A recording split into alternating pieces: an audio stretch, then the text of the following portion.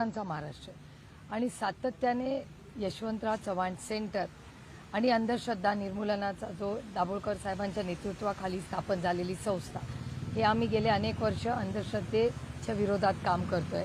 महाराष्ट्राने अंधश्रद्धाच्या विरोधात कायदाही केला पण त्याची अंमलबजावणी सगळीकडे होताना दिसत नाही आणि ह्याच्यात सगळ्यात जास्त भरडल्या जातात महिला आणि त्याच्यामुळे प्रचंड 21व्या शतकात जेव्हा तंत्रज्ञानाने म्हणजे सगळीच तंत्रज्ञान आता तुम्ही उदाहरण बघा इथून आता तुमचा कॅमेरावरनं चॅनलवर लाईव्ह माझं भाषण दिसत असेल तर एवढं सायन्स आणि तंत्रज्ञान पुढे गेलंय आणि ह्या देशाची पहिले प्रधानमंत्री नेहरूजींनी नेहमीच सांगितलं की ज्या देशाला सायंटिफिक टेम्पर असेल तोच देश प्रगती करू शकतो। त्यामुळे ह्या 21व्या शतकामध्ये हे दुर्दैव आहे की महाराष्ट्रामध्ये अनेक महिला या बुवाबाजीमध्ये भरडल्या गेल्या। आपण अत्यंत खंत व्यक्त केली होती, दुर्दैव आहे म्हणतात मी, कमोडिटी आमदार खासदारांना कमोडिटी सारखं बघितलं जात आहे, सध्या अस्वस्थ आहात तुम्ही? हो अर्थातच, कारण का चॅनल्स असतील किंवा ज्या पद्धतीने सोशल मीडियावर चेष्टा केली जाते आमची हे अस्वस्थ करणारच आहे ना। तुम्ही पण ते रील बघत असाल काय, आम्ही काय वेगळे रील बघतोय असं नाही। ज्या पद्धतीने रील्समध्ये या गोष्टी होत आहेत त्या अर्थातच कुठल्याही लोकप्रतिनिधीला अस्वस्थ करणारच आहे। ह्याच्यासाठी मी एक बिल मूव्ह करते, मी या सेशनमध्ये एक बिल करणार आहे की जेव्हा जर तुम्ही निवडून एखाद्या पक्षाबरोबर आला तर त्या पक्षामध्ये आता तुम्हाला 5 वर्ष पक्ष बदलता येणार नाही। तुम्हाला जर बदलायचं असेल तर राजीनामा द्या आणि पुन्हा निवडून या, पण त्या पक्षात मध्येच तुम्हाला राहावं लागेल कारण का त्या पक्षाला केंद्रबिंदू ठेवूनच तुम्हाला मतदान केलंय। आणि जर बदल करायचा असेल तर काही नाही, हे बघा ही लोकशाही आहे, प्रत्येकाला बदल करायचा अधिकार आहे। बदल करताना तो संविधानाच्या चौकटीत असावा एवढीच आमची अपेक्षा। काही पण मागच्या काही दिवसांपासून जे वक्तव्य आहे ते नेतेच करताना आपल्याला बघायला मिळतोय। महाराष्ट्राचे माजी मुख्यमंत्री पृथ्वीराज चव्हाण काँग्रेसचे ज्येष्ठ नेते आहेत, एकूणच केंद्रात त्यांनी काम केलं, त्यांनी म्हणजे राष्ट्रवादी काँग्रेसचे खासदार अस्वस्थ आहेत अशा पद्धतीचं वक्तव्य केल्यानंतर हे बातम्या येत आहेत। नाही त्याच्या आधीपासून येत आहेत।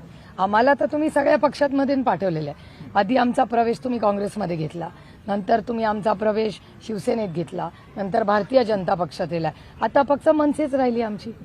म्हणजे दुर्दैव आहे की आमच्या पक्षामध्ये कोणीही एकही उलट सुलट स्टेटमेंट केलेलं नाही, ते दाखवावं।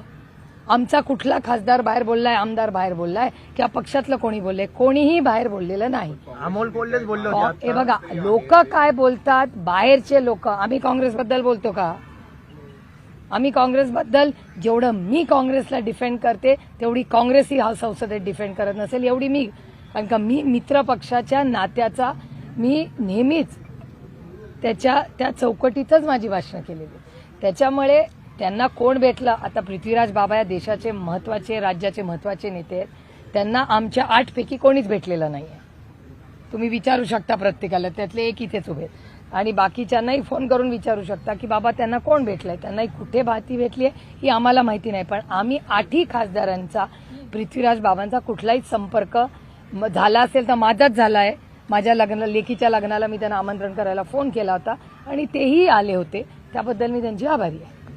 8 दिवसापूर्वीच अमोल कोल्हे नाशिक दौऱ्यावरती आले होते, ते बोलले होते की महायुतीकडून आम्हाला ऑफर नाही, ऑफर आली तर आम्ही विचार करू।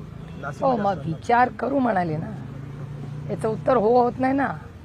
आणि तुम्हाला अमोलदादाचा स्वभाव माहिती आहे, त्यांनी असं त्यांच्या त्या टिपिकल शैलीत बोलून गेले, पण त्याच्यानंतर 8 दिवसाचं तुम्ही बोलताय, काल परवाचे स्टेटमेंट तुम्ही नाही वाचत। कसं आहे, दुर्दैव आहे की सिलेक्टिव्ह ॲम्नेशिया असतो सगळ्यांना। तुम्ही जर अमोलदादांना फॉलो करत असाल तर अमोलदादांचं कालचं परवाचं 13वाचं स्टेटमेंट 8 दिवसाचं काढलं, 7, 6, 5, 4, 3, 2, 1चा का नाही प्रश्न विचारला मला? असं होत नाही ना, सिलेक्टिव्ह ॲम्नेशिया असू शकत नाही ना। पत्रकारिता करताना आपण सगळ्यांनीच किंवा आम्ही पण जेव्हा करतो काम तेव्हा सिलेक्टिव्ह ॲम्नेशिया चालत नाही ना आम्हाला। शरद पवार आणि एकनाथ शिंदे यांची भेट झाली होती, त्याच्यावर संजय राऊतांनी नाराजी व्यक्त केलेली होती। शरद पवार ज्येष्ठ नेते आहेत, ते नाराजी व्यक्त उघडपणे। काल सकाळचं तुमचं स्टेटमेंट नाही पाहिलं का राऊत साहेबांचं? काल सकाळचं स्टेटमेंट तुमच्याच चॅनलवर ते बघा, पण तुम्ही मला प्रश्नच विचारणार नाही. जरी नंतर स्टेटमेंट बदललं तरी नाराजी पण उघड व्यक्त झाली. ही लोकशाही आहे, प्रत्येकाला बोलायचा अधिकार आहे. ही दडपशाही नाही आमची, लोकशाही आहे. हर एक को बोलणे का अधिकार आहे, त्याच्यात गैर काय. एखाद्याला वाईट वाटलं असेल ते बोलले असतील, दुसऱ्या दिवशी त्यांनी क्लॅरिफिकेशन दिला, विषय संपला. त्याच्यातून ना कांद्याचा भाव फरक पडणार आहे, ना इगतपुरीच्या शेतकऱ्याचा रस्त्याला नाही मिळणार आहे. संजय राऊत आज असं म्हणतात की राज्यात फडणवीसांनंतर बावनकुळे मुख्यमंत्री झाले. स्कोप गिरीश महाजन शिंदेना पण नाही आहे. तुम्हाला काय वाटतं? मला नाही माहिती बाबा, मी नाही त्याचा विचार केलेला.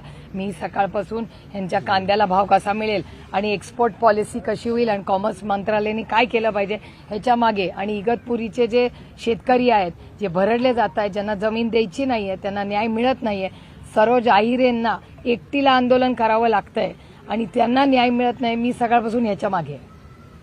आज मुख्यमंत्र्यांचं तुम्ही जाहीरतेत अभिनंदन केलं त्या संदर्भात बुवाबाजीबद्दल पूर्ण भाषण आहे का, एडिट करू नका. सिलेक्टिव्ह ॲम्नेशिया नकोय आपल्याला.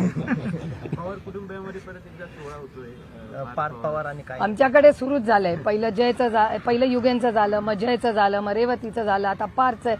अजून 2-3 वेटिंगमध्ये आहेत. तुम्हाला लवकरच गोड बातमी कळेल. पवारांच्या मुलांनी मनावर घेतलंय की या वर्षी आमच्याकडे बँड वाजणारच आहे.